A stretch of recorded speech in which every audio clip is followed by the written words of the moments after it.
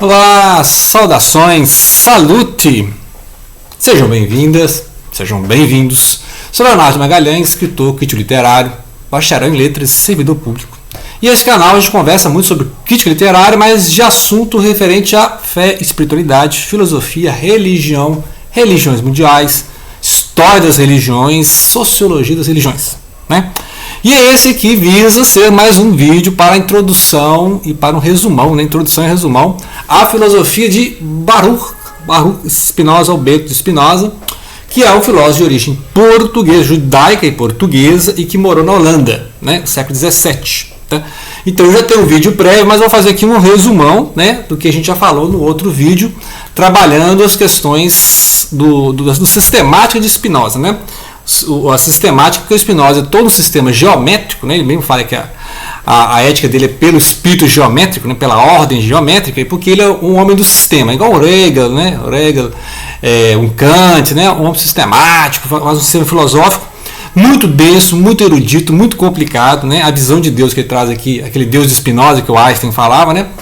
E a gente pode comparar ele com várias linhas filosóficas, né? E ele está em diálogo com várias linhas filosóficas. E aí a gente fez um apanhado lá do que é transcendência e imanência. Eu vou fazer aqui novamente para explicar alguns conceitos dele. Então, a gente já falou que a questão do racionalismo, ou seja, ele é muito racionalista, né? Mas não no sentido de que a razão domina a emoção. Na verdade, você tem que aceitar, né, que você está ciente dessa emoção. Tá? A questão de você estar consciente dessa emoção. Aí ele é a diferença dele para os estoicos, né? Estoicismo. Tem muita comparação aí de o Spinoza e o estoicismo. Porque o Spinoza tem essa questão da virtude, né, a questão da força e a questão da disciplina, que tem lá no estoicismo, que é a filosofia grega, né? Então, e a questão das causas, né? Que aí vai lembrar do Aristóteles, a causa primeiro, quem que causa quem, né? Então, essas questões de sistemas, axiomas, conceituações, eu já falei no outro vídeo, que é isso que tem a diferença no Spinoza em relação ao Nietzsche, né? Então, tem várias pessoas que comparam o Spinoza ao Nietzsche, inclusive o Nietzsche elogiou o Spinoza, né? E aí tem um professor na internet que eu achei aqui, que é o André Martins Filosofia, anotem aí, André Martins Filosofia, que ele aborda as relações possíveis do Spinoza para o Nietzsche, por exemplo. Ele aborda as questões, né, a questão das escolhas, do livre-arbítrio, ele fala muito assim, né? Tanto o Spinoza quanto o Nietzsche são contra a ideia de livre-arbítrio, né? Eles são meio deterministas, mas tem diferença. Então, por exemplo, com o Nietzsche você vai falar o ateísmo, né? Deus está morto, tal. O Spinoza não é ateu, né? Ele é ateu em relação ao Deus judaico-cristão, podemos dizer assim, né? Então, foi acusado de ateísmo, de materialismo, etc., mas é outra coisa, né? No Spinoza não está negando Deus. É a visão de Deus dele que é diferente da nossa. É aí que nós temos que dialogar aqui. E eu não sei quantos vídeos eu vou gastar para explicar, porque realmente, olha o tamanho, isso aqui é apenas um apanhado, né, da obra dele. Então, essa ideia de ele é um racionalista, ele é um panteísta, ou seja, ele crê em Deus, né? E ele não é ateu, então é um panteísta, está diferente do nosso teísmo, monoteísmo, né? Vamos entrar nessa questão. E tem as semelhanças com Nietzsche, né? A questão da força, do ímpeto, né? Da coragem, do aproveitar o aqui e agora, né? De aumentar a alegria do mundo, né? Mas tem diferenças, né? Então a gente vai ver aqui também as diferenças. Tanta coisa que até eu achar exatamente o que eu estou falando aqui, ó. Então, gente, as diferenças então são isso de a questão geométrica, né? O Spinoza ele é mais sistemático, ele é mais geométrico, ele é mais racionalista, enquanto que o Nietzsche não. O Nietzsche ele era mais espontâneo, né? Dionisíaco, fazia aforismos, né? Então o Nietzsche é até mais fácil de ler alguns pontos. Não comecem a ler o Nietzsche pelo Assim Falou Zaratustra, que é o mais difícil, mas é até poético, né? O Nietzsche é até poético. E já o Baruch não, o Baruch é extremamente rígido, né? Axioma e tal, e conceituações. E é essa rigidez que tem na filosofia dele, porque é a questão de determinismo, né? No Spinoza tudo é interligado, tudo é interdependente, né? O Spinoza quase que é um budista, né? Que o budismo também tem isso, né? O budismo tem essa questão de interdependência, só que o budismo é um sistema ateu, não tem questão de causa primeira, etc., né? Inclusive se o Buda, né, o Siddhartha Gautama, fosse teísta, ou seja, que criasse em Deus, ele seria um panteísta igual o Spinoza. Então, essa diferença, né? Então, o Baruch é um ateu. Então, o Baruch é um budista, né? Lembrar que o budismo também inspirou o Schopenhauer, né? Schopenhauer, e que depois inspirou o Nietzsche. Você vê que a filosofia é fantástica por isso, né? Um vai lendo o outro. Então, o que nos determina? Então, tem essa questão também do livre-arbítrio, da determinação. Se tudo está interligado, uma causa tem uma causa, tudo tem uma causa, tem um efeito. Né? Nada é por acaso, nada está solto aí no espaço, né? Tudo tem uma casualidade. Né? Então, isso aí é o destino. O que nos determina? O destino é o meio social que nos vive, né? O meio da natureza. O que nos determina? O destino, um Deus. O que vai nos determinar? Né? São as nossas paixões, nossos desejos, nosso código genético, né? A neurociência e a questão genética, né? Fica debatendo se tem o livre-arbítrio por isso, né? Porque o que nos determina, né? Com que nós somos determinados? E de que forma que nós temos livre-arbítrio? Lembrar que o livre-arbítrio é importante no judaísmo, né? E no cristianismo, essa questão de existe a soberania da vontade divina e onde é que entra, então, o livre-arbítrio? Deus determina tudo? Bem, lembrando que o livre-arbítrio é uma concessão divina, não é uma coisa humana. O livre-arbítrio também faz parte da graça divina, né? Então ele tem aqueles dois extremos lá, que é o arminianismo em contraponto ao calvinismo, né? Eu já prefiro o Luiz de Molina, depois eu vou falar nesse canal aqui sobre o Luiz de Molina, né? Que é o molinismo, que eu já sou mais meio termo, né? Então a gente vai falar do molinismo aí. Porque para o Spinoza só Deus é causa livre, só Deus é livre, então tudo é determinado, né? Tudo é determinado porque ninguém causa Deus, né? Então é óbvio isso, né? Nesse ponto aí nós concordamos, né? Ninguém causa Deus, Deus não é causado, Deus é a causa de tudo, né? Agora, Deus não tem necessidade de causar, né? Mas faz parte da existência de Deus causar, podemos dizer assim, né? Não é que ele precise, né?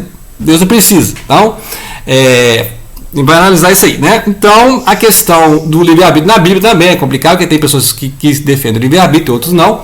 Aqui, livre-arbítrio que teve Balaão, né? Balaão, lá na Bíblia, abriu a boca para poder falar uma maldição e falar uma bênção, né? O faraó sempre mais teimoso, e Deus endureceu o coração do faraó lá no Êxodo, né? O faraó e Moisés. O Jonas da baleia lá, né? Deus mandou ele fazer uma coisa, fez outra, mas Deus sempre ia lá interferir, até que ele teve que fazer o que Deus mandou, né? Então, Deus respeitou o livre-arbítrio do Balaão lá, Deus respeitou o livre-arbítrio do Jonas, etc. Então, né? Essas questões do livre-arbítrio são questões bíblicas, teológicas e filosóficas, porque tudo é necessário, né? Voltando ao Spinoza, tudo é necessário, há uma necessidade de tudo, há um encadeamento de tudo, então, se não há acaso, né, não há espaço para a liberdade, né? E aí ele defende que a razão, né, a estar ciente, né? Lembrando que ele não nega a emoção, né? Então ele não é racionalista, a gente, vamos viver, né, só pela razão, virar um Sr. Spock, né? Lembra o Sr. Spock do Star Trek, né? Jornalista, é o cara que vive só pela razão. Bem, na verdade, o que o Spinoza está falando é que você tem que colocar a sua consciência em relação ao seu afeto. Você não vai eliminar o seu afeto, você não vai eliminar a sua emoção, mas você vai ter ciência, né? Muito bem, aí a questão da causa. Aí nós entramos aqui a questão lá das causas e a relação de Deus, porque ele já abre as questões, né, axiomáticas de Deus. Então a gente analisou, por exemplo, a ideia da transcendência, né? Já mostrei isso aqui no outro vídeo, a transcendência, que é a questão de Deus estar fora da criação. Então Deus está fora da criação e transcende, está além, né? Que é um contraponto à imanência, né? Que aí Deus e a criação se misturam, Deus e a criação se misturam, né? Então é justamente essas questões que a gente analisou, que a transcendência você encontra no judaísmo, no islamismo e, por exemplo, a fé Bahá'í também, que é a ideia de Deus inacessível. O panteísmo você encontra no brahmanismo, né? A escola lá não dualista.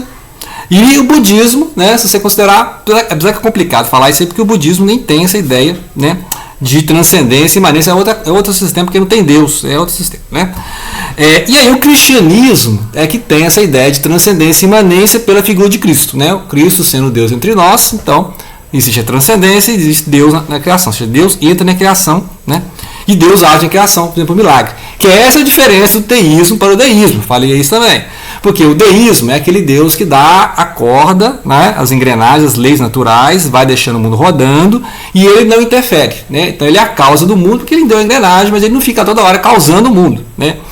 É diferente do Deus deísta. Porque o Deus deísta, ele realmente deu a corda no mundo, ele é a causa primeiro, mas ele continua interagindo no mundo, continua agindo no mundo, continua se preocupando com o mundo, inclusive fazendo milagres, né? Você pode orar para Deus, pedir um milagre, então, para o Deus deísta, com D, né? Eu falei que o Deus deísta, você não faz oração, porque ele não está preocupado com o mundo e não vai interferir no mundo, né?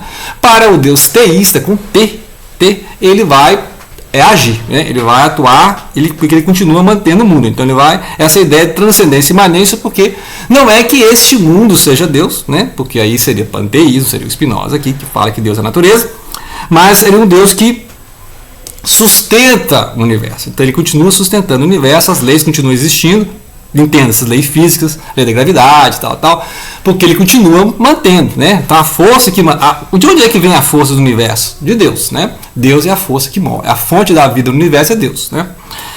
Então essas relações aí a questão do Deus ser panteísta, por exemplo, Deus panteísta, que é aqui do Spinoza, é que Deus seria mutável igual ao mundo. Né? Aí é igual ao budismo. O budismo fala que tudo é mutável, tudo é impermanente. Né? Então, se Deus realmente fosse tudo, e a natureza e o universo está em mudança, então, né, não existiria nada permanente. Que é a ideia do Deus judaico-cristão, que ele é permanente. Né? Ele é imutável, ele tudo sabe, tudo vê, né? Tudo pode. Né? Então, essa que seria complicado. Né? Então, por isso que ele. Agora você entendeu porque ele foi excomungado. Né? Agora você entendeu porque ele foi excomungado. Então, e agora, só que essas ideias, né, de causa, assim, então vamos lá. Tem aqui na página 173 as questões disso, olha. Não, corolário 1. Não existe causa extrínseca ou intrínseca a Deus, além da perfeição de sua própria natureza, né? Então, essa ideia de Deus preservar-se enquanto é existente, porque isso é necessário que Deus exista, porque ele é a perfeição existe, né? E não é que tenha uma necessidade. Então é o corolário 2, né? Página 173 desse livro. Só Deus é causa livre. Deus existe pela única necessidade de sua natureza. Então é da natureza de Deus ser livre e ser força, e ser perfeição, né? E aí, e no ser humano? O que o ser humano tem? Aí ele vai introduzir o que nós temos, o que nos mantém vivo. É o conatos, que nem é uma ideia muito Spinoza, não. Tem outros filósofos que trabalham isso aí, e a ideia de impulso, ímpeto, esforço, tendência para alguma coisa, e essas ideias já existem em outros filósofos, né? Essa ideia de conatos, anota aí, conatos pesquisa, né? Que é essa ideia de ímpeto, esforço, né? O Freud chamaria de libido, né? Sabe o que o Freud chamaria de libido? Muito bem, então o conatos, que no Hobbes, né? Thomas Hobbes é questão de força, o Descartes vai ter vários tipos, né? A força para dentro, para o centro, a força para fora, a força de autopreservação, e é justamente essa força de autopreservação que vai ser usada aqui pelo Spinoza, né? Então o que ele chama de conatos? O desejo de viver, o afeto para aumentar a alegria, né? Para diminuir e quando o afeto diminui a alegria, aí entraria essa questão de bem e mal. O que é bem e mal, então? O bem seria aquilo que mantém a sua alegria, aumenta o seu conato, a sua força de preservação, né? Esforço para preservar seu ser. Está na Ética, parte 3, proposição 6, né? O conatos. Então, o positivo, o bem seria você aumentar a sua alegria, manter a sua alegria, né? Viver aqui agora, enquanto que o mal seria a tristeza. Então a tristeza é aquilo que diminui a sua alegria, né? Então a pessoa melancólica, a pessoa triste está diminuindo a sua potência de vida. Essa ideia de potência de vida, né? A força da potência, né? Isso aí vai lembrar então o Nietzsche, né? Essa ideia da potência, né? A ideia de que você tem uma vontade de potência. E aí também o darwinismo, né? Ou seja, os mais poderosos, os mais fortes, os mais animados, né? E você observa, realmente, tem umas pessoas que são muito animadas, fazem mil coisas, né? Então você observa muito, não, o cara é artista, o cara é político, o cara é escritor, o cara é palestrante. E outras pessoas que, né, trabalham ali, vão dormir, ver TV, vê mais TV que trabalha, né? Então você vê as pessoas que não fazem nada, não gostam de ler, não gostam de estudar. Então, será que uma tem mais conatos que a outra? Como é que explica, né? Pessoas altamente ativas, que fazem mil atividades, são bem, né? Vão bem, o cara é um bom artista, o cara é um bom palestrante, o cara é um bom professor. E outras pessoas que fazem trabalho ali, tal, reclama da vida e não vai bem, né? Então, muito bem. E aí, essas questões, então, do conatos, né? Aí outra coisa, será que esses conatos são reflexos de Deus? Porque Deus é essa força que existe, né? É a perfeição da força que existe e que move tudo mais, né? E move não de fora, porque ele está, né? Essa que é a diferença, então. Então Deus não está movendo de fora, não é alguém lá fora, não, é o próprio sistema andando, né? Então a natureza é essa manifestação de Deus, né? Então Deus é a manifestação, não existe fora. Por isso que a natureza seria eterna, igual Deus é eterno. Para o Deus transcendente, Deus está fora da natureza, ele move a natureza, ele é eterno, a natureza não, porque a natureza existiu a partir da criação, né? Então não existia antes. O universo não é eterno, né? Muito bem, essa ideia então do processo é que vai complicar o panteísmo, porque aí Deus estaria em processo, né? Agora, existe a teologia do processo, que aí vai adotar termos panenteístas, que eu também dei uma introdução nisso aí. Vou ver que esse vídeo não vai conseguir falar metade que eu anotei aqui. O panenteísmo é panentheos, ou seja, dentro de Deus, que aí vai tentar conciliar a ideia de transcendência e imanência um pouco diferente do cristianismo, que eu já expliquei. O cristianismo é transcendência e imanência.